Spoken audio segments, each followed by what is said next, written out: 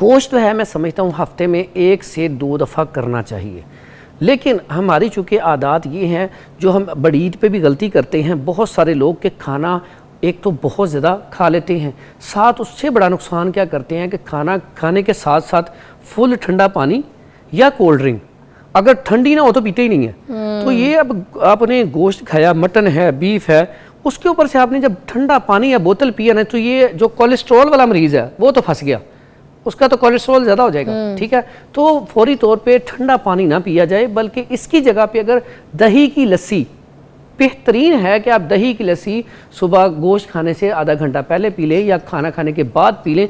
वो क्या करती है, खाने को हजम करती है। सर ज़्यादा फैटनिंग तो नहीं हो जाएगा? आप लोग ये भी तो डरते हैं कि कहीं मोटापा ना हो जाए, हम मोटे ना हो जाए, अब इसमें भी। अच्छा, कैसी बात है, आपने गोश्त कभी भी खाना हो, आप साथ देखें, पहले जब शादी होती थी तो जहाँ पे सालन होता था साथ दही होता था, उसमें ज़ीरा होता था। ठीक है, दही ज़रूर होता था। आज वो दही नहीं होता, रायता, उसमें काफ़ी सारी चीज़ें आ गई हैं, लेकिन सिर्फ आप दही और उसके ऊपर वो ज़ीरा डाल के, हल्की सी काली मिर्च डाल के साथ वो गोश्त के साथ खाएंगे तो गोश्त जो हज़म बड़ी जल्दी हो जाएगा। और दही का मिजाज जो है मुफर्रे है, ये दिल को भी सुकून पैदा करता है, दिमाग को भी, और ओवरऑल स्टमक के लिए बड़ी बेहतरीन चीज़ है।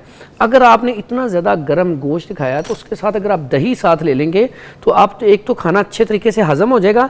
एक ऐसे अफराद जिनको गोश्त खाने के बाद दिल की धड़कन तेज़ हो जाती है, घबराहट, बेचैनी और गुस्सा बहुत ज़्यादा, क्योंकि गोश्त जो है प्रोटीन ज़रा, इससे इंसान के अंदर गुस्सा बहुत ज़्यादा आता है। जो लोग गोश्तखोर होते हैं उनके अंदर गुस्सा बहुत ज़्यादा है, वो जोशीले होते हैं, ज़रा गुस्सा ज़्यादा होता है। तो इसलिए साथ दही का इस्तेमाल कर लिया जाए तो बेहतरीन है। कि अच्छा, मेरे घर में जैसे जो मेरी बच्ची हैं मेरे पास, तो वो तो गोश्त नहीं खाती।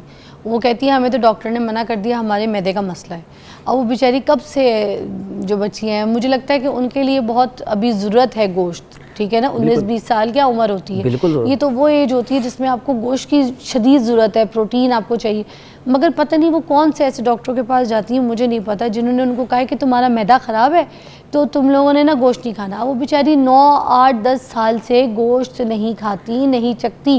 ठीक है, मछली नहीं खाती, तुम चिकन की थोड़ी सी को बोटी ले लेंगी और फिर उसके बाद यही अगर गोश्त की बोटी चख लेंगी तो फिर उनको कोई फोबिया भी हो गया अब शायद, तो वो वॉमिट भी करना शुरू कर देती हैं और उनको ना तबीयत वाकई ख़राब हो जाती है।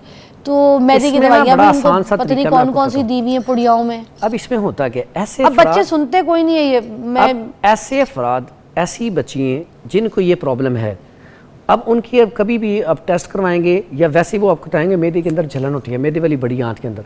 अब ये होता है क्या कि मैदे वाली जो बड़ी आंत है उसके अंदर इन्फेक्शन होता है, ये आगे अल्सर बन जाता है। लाल मिर्चें खाने से, अंडे पे लाल मिर्चें छिड़के खाएगी कुछ नहीं होगा, गोश्त खाएगी तो कहेगी मेरा मैदे का मसला नहीं खाएगी।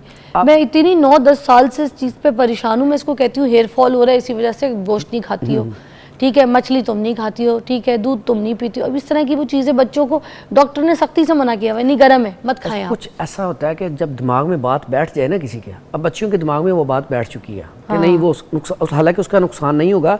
तरीका मैं आपको बता देता हूँ, उन्होंने गोश्त खाना हो, पहले उन्हें ना आप ये, मैं एक दवाई बताता हूँ, उसमें हल्दी, मुलट्ठी और सौंफ, ये ओवरऑल पूरी बॉडी में जहाँ पे भी इन्फेक्शन हो, अल्सर हो, इसका बेहतरीन इलाज है। हल्दी, मुलट्ठी और सौंफ, 3 चीज़ें, हल्दी, मुलट्ठी और सौंफ।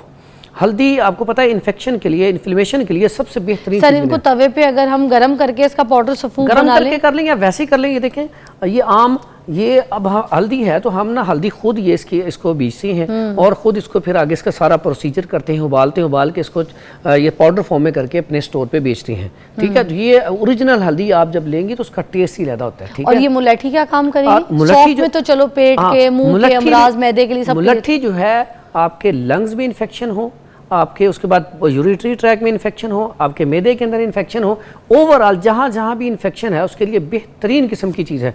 और ऐसे अफराद जिनके अंदर बाजू का नक्सीर फूट जाती है, बहुत ज़्यादा खून आना शुरू हो जाता है, उसके लिए भी, अगर बवासीरी खून आ रहा है उसके लिए भी अकेली मुलट्ठी जो है उसका पाउडर करके, उसका सफू बना के आप कैप्सूल भर के दे दें तो बेहतरीन किस्म का रिजल्ट है उसका। अरे वाह। बकरीद में भी गोश्त खाते हैं, ठीक है, उसकी बोटी अगर हमारे दांत में फंस जाती, बड़ा गम में तकलीफ होती है, बहुत दर्द होता है, चीखें मारे होते हैं, तो इसके लिए क्या इलाज है, क्या तरीका है? जी बिल्कुल, इसमें उलझन बहुत ज़्यादा होती है, क्योंकि गम स्वाइल इरिटेट होता है, उसमें बेहतरीन हाल है कि आप जो ब्रश करते हैं ना, वो ब्रश लें सादा, उसके ऊपर पेस्ट ना लगाएं। अच्छा, सादा ब्रश लेके पानी में लगाएं, वैसे सिर्फ ना ब्रश करें, उससे फौरी तौर पे बोटी निकल जाती है। ये बड़ा आसान सा कुलिया है। अच्छा। और कितने ही पेशेंट ये इसके ऊपर अमल किया, अल्हम्दुलिल्लाह हम खुद भी घर में यही करते हैं और बेहतरीन तरीका है। उसके बाद बाज़ ऐसे होते हैं जिनको खाना खाने के बाद ना कोई चीज़ लग जाती है, स्वेलिंग हो जाती है, या दांत कमज़ोर है, सोजिश हो जाती है, या दांतों के अंदर दर्द होता है। उसके लिए बड़ा बेहतरीन है कि आप 1 कप गर्म पानी लें, गर्म पानी, उसमें थोड़ा सा नमक मिलाएं, उसकी कुल्लियाँ करें। उसकी कुल्ली करने से क्या होगा कि आपकी वो स्वेलिंग जो सोजिश है, रेशा, वो कम हो जाएगा। उसके बाद नमक कितना लेना है? थोड़ा सा, आधी चम्मच ले लें, काफ़ी है 1 कप में। इतना ज़बरदस्त है, आप करेंगे, आप कहेंगे इतना ज़बरदस्त फ़ायदा है कि फौरी तौर पर रिलीफ मिल गया। उसके बाद फटकड़ी लेके थोड़ी सी, ये फटकड़ी वाइट कलर की होती है, नमक देखें, नमक आम सादा लेना है, ये नमक सादा लेना है, ठीक है। 1 कप गर्म पानी में आधा चम्मच नमक मिला के उसकी कुल्ली करनी है। ऐसे अफराद जिनके स्वेलिंग हो गई है, सोजिश हो गई है और उसके साथ साथ रेशा भी है, तो इसकी वो कुल्लियाँ करें इंशाल्लाह, सुबह शाम करें 3-4 दफ़ा, अल्लाह के हुक्म से ठीक हो जाएगा मसला। उसके बाद ये फटकड़ी है। फटकड़ी इतनी ज़बरदस्त चीज़ है दांतों के लिए। अब आपके स्वेलिंग और सोजिश है लेकिन साथ दर्द भी हो रही है, तो इसके लिए बेहतरीन है कि आप फटकड़ी थोड़ी सी पानी के अंदर घोल लें। घोलने के बाद इसकी कुल्ली 1-2 दफ़ा कर लें, फौरी तौर पे ये उसको सक कर देती है। अगर दर्द हो रही है, दर्द उसकी फौरी तौर पे पानी में घुल जाएगी जल्दी, कितनी देर थोड़ी सी, ये तो फौरी तौर पे, अगर पानी गर्म है तो 1 मिनट लेगी, 2 मिनट घुल जाएगी। इतना कोई पीस काफी? हाँ जी, बस काफ़ी है।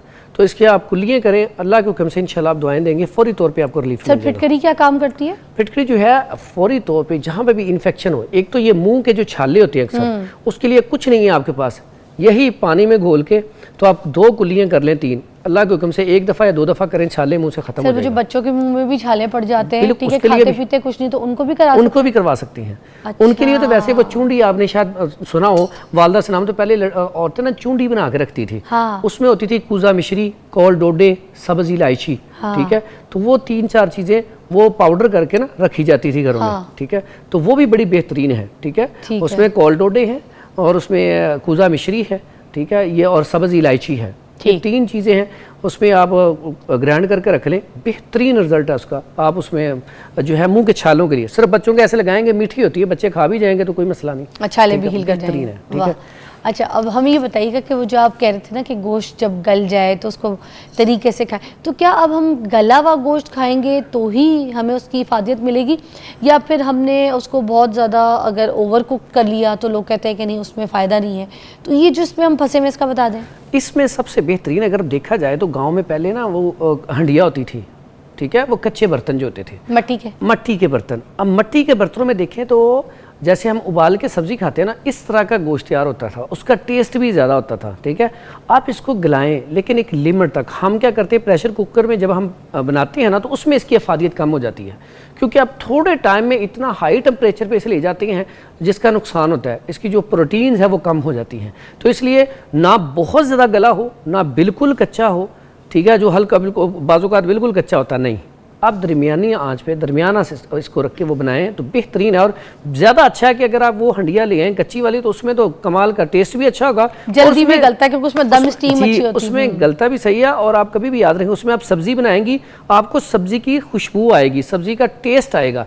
इसमें हम अक्सर औक़ात मसाले इतने डाल देते हैं और ऊपर से इसकी आंच इतनी तेज़ होती है। ज़्यादातर लोग प्रेशर कुकर में बनाते हैं। मेरा तो मशवरा है कि अगर आपने इसकी अफादियत लेनी है तो आप इसको हंडिया में हल्की आंच पे रख दें, फिर आराम से बना के खाएं, बेहतरीन टेस्ट है।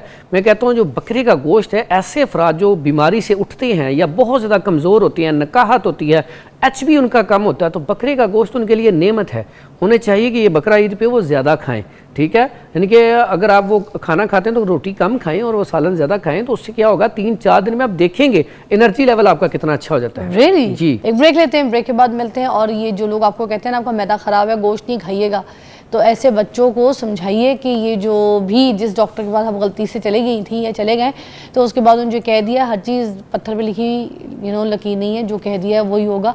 अब मैदा अगर ख़राब है तो ठीक भी हो जाता है। अगर थोड़े टाइम के लिए ख़राब था, ये नहीं कि अब 9-10 साल के लिए ख़राब हो। जो बच्चे नहीं खाते उनको खिलाइए, प्रोटीन है और ये कुर्बानी का जानवर है। अल्लाह ताला ने हमें खाने के लिए दिया है, ठीक है, अल्लाह के राह में कुर्बान किया है। इसका असल मकसद ये है कि हम अपनी प्यारी चीज़ कुर्बान करते हैं अल्लाह की राह में, मगर ये जो चीज़ें हमें खाने पीने के लिए दी है, इसमें बहुत नेमतें, सेहत है, इनको खाएँ। ब्रेक लीजिए।